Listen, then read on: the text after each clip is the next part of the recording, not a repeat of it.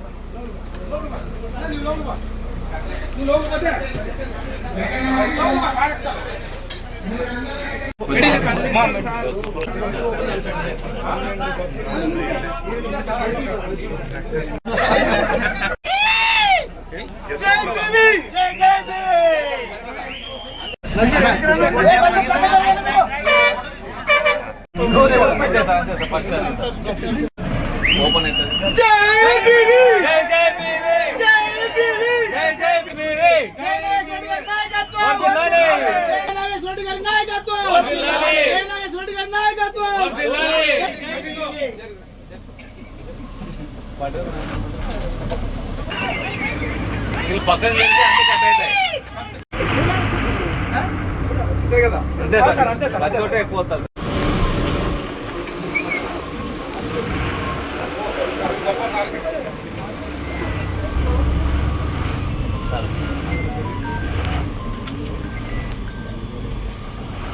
Lock అయ్యేదని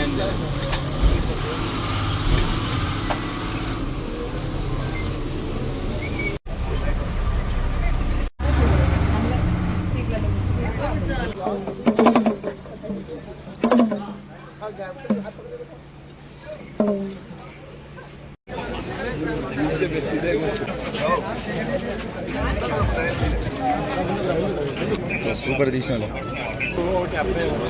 రాష్ట్రంలో మా MLA ప్రజలు ఆశీర్వదించి ఎమ్మెల్యేగా చేసి ఈ రాష్ట్ర ముఖ్యమంత్రిగా నారా చంద్రబాబు నాయుడు గారిని ఎన్నుకున్నందుకు ఎటువంటి అభివృద్ధి కార్యక్రమాలు జరుగుతాయంటే ఈరోజు ఆర్టీసీ ఎమ్మెగనూరు నియోజకవర్గంలో మా బస్ స్టాండ్ నిలబడినటువంటి ఈ 2 కొత్త బస్సులు చూస్తే మీకు అర్థమవుతోంది.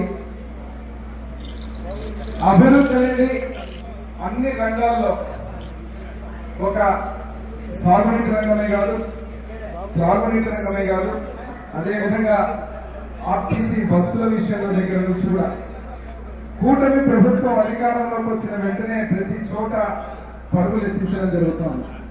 ఈ రోజు 2 బస్సులు చూస్తున్నాం వెనకాల, ఒకటి శ్రీశైలంకు, ఒకటి బెంగళూరు. మరి ఇంకా బస్సులు 5 సంవత్సరాల్లో కొత్త బస్సు కాదు కదా, కొత్త టైర్ కూడా తెచ్చిన ప్రభుత్వం కాదు గతంలో. ఈ బస్ స్టాండ్ లో నిలబడితే నా తండ్రి బీవీ మోహన్. అభివృద్ధి అంటే తెలుగుదేశం హయాంలో తప్ప ఎక్కడ కూడా కనీసం ఒక పిడికిడు మందు కానీ, ఒక డిపో కానీ, ఒక బస్ స్టాండ్ కానీ, కనీసం ఈ బస్ స్టాండ్ ఒక కుర్చీ కూడా ఇచ్చిన చంద్రబాబు నాయుడు గారిని కలవడం జరిగింది. ఇక్కడ ఒక శుభవార్త ఏమంటే, మీరు అడిగిన దాంట్లో 4 అంశాల్లో ఒకటి, నేను నేషనల్ హైవే మనకు బళ్ళారి టు కోడుమూరు, కోడుమూరు టు అంటే Yemmiganur to Kurnool, NH to NH అనేది ఇవ్వాలనేది ఒక ప్రత్యేకమైన దృష్టి పెట్టి ఈ రోడ్ ఏదైతే ఉందో మన ఎమ్మెగనూరు నుంచి కర్నూలు పోయేటువంటి అద్భుతమైన 4 లైన్ కూడా మనకు రాబోతా ఉంది. అంతలోపలే మళ్ళీ R&B నుంచి కూడా ఆ నిధుల్ని కేటాయించి, మీకు గుర్తుందే ఉంటుంది 2014లో నేను ఎమ్మెల్యే ఉన్నప్పుడు వేసిన రోడ్డు తప్పది, మళ్ళీ మన ప్రభుత్వం వేసిన రోడ్డు తప్ప ఈ రోజు వరకు కనీసం ప్యాచ్లు కానీ గుంతలు కూడా సక్రమంగా పూర్తి చేయాల్సిన పరిస్థితి. కాబట్టి ఇప్పుడు నేను కూడా గత 90 రోజులుగా నేను గెలిచినప్పటి నుంచి నేను రోడ్డు మీద తిరుగుతున్నప్పుడంతా నేను చూస్తున్నా ప్రతి గుంతని. వర్షాలు కంటిన్యూగా అవుతున్నాయి. వర్షం తగ్గిన తర్వాత వెంటనే దాన్ని ఒక లెవెల్ గా కార్యక్రమాలు, ప్యాచ్ కార్యక్రమాలు పూర్తి చేసి మళ్ళీ సత్వరమే దానికి మరమ్మతులకు ఒక టాప్ లేయర్ వేసే విధంగా ముందుకు పోవడం జరుగుతుందని చెప్పి మీ అందరికీ మాటిస్తూ, అదే రకంగా బస్సుల విషయంలో పల్లెలకు బస్సులు గ్రామానికి కూడా ఈ రోజు సీసీ రోడ్లు కానీ రోడ్స్ కానీ కనెక్టివిటీ కానీ చేసింది తెలుగుదేశం ప్రభుత్వం. బస్సుల కొరత కూడా ఉంది. నేను డిఎం గారితో కూడా చాలా సార్లు ఫోన్ లో మాట్లాడడం జరిగింది. వాటికి పరిష్కారం ఏమంటే కొత్త బస్సులు కావాలా. ఈ బస్సులకు సంబంధించి విజయవాడకు పోయే బస్సు ఒకటి, అంతేకాకుండా మన గ్రామాల్లో తిరిగేటువంటి బస్సులు అవి కూడా కావాలని చెప్పి పెంచడానికి మళ్ళా ఆల్రెడీ మాట్లాడడం జరిగింది. అతి త్వరలో మళ్ళీ మన ఎమ్మెగనూరు డిపోకు, మన ఎమ్మెగనూరు నియోజకవర్గానికి అతి కొత్త బస్సులు రాబోతున్నాయని చెప్పి మీకు అందరికీ మాటిస్తున్నాం. సూపర్ 6 లో ఉన్నటువంటి ఉచిత ప్రయాణం ఆర్టీసీ బస్సుల ద్వారా మా ఆడకూతులకు మాటిచ్చాం.